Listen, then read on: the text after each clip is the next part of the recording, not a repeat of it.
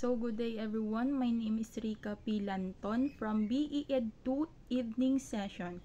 So, we will discussing about teaching gifted and struggling student in mathematics. So, teaching both gifted and struggling students in mathematics requires differentiated instructions to meet their unique needs.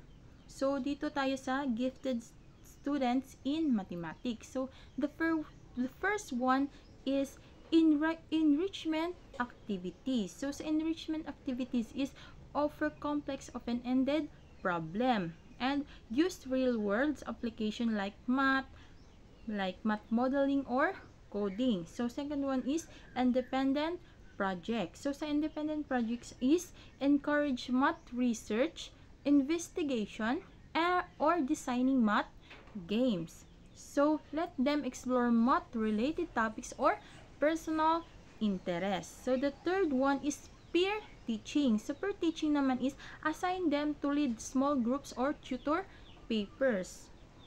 So, the fourth one is use of technology. So, provide access to the apps or platform like Khan Academy, Arts of Problem Solving. So, yung mga student natin, pwede natin silang pwede tayo mag-play ng video na related sa math topics natin upang ma-clear sa kanila o mas makita nila sa kanilang dalawang mata na ganyan pala yung topic natin, ganyan, ganito. So, dito naman tayo sa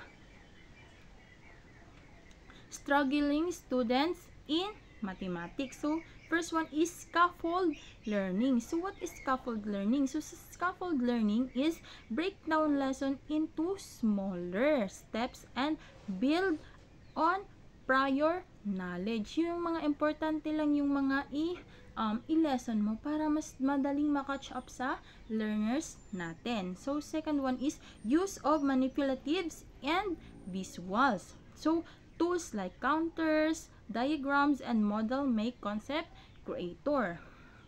So, the third one is repetition and practice. So, reinforce skills through frequent practice and review. So, learning by doing. Nandito si practice and review. So, the fourth one is peer support. So, pair them with supportive classmate or tutor for collaborative learning. So, i-pair mo sila sa mga supportive classmate nila para yung learning mag-collab yung learning nila. And as a future educator, we have teacher's rule.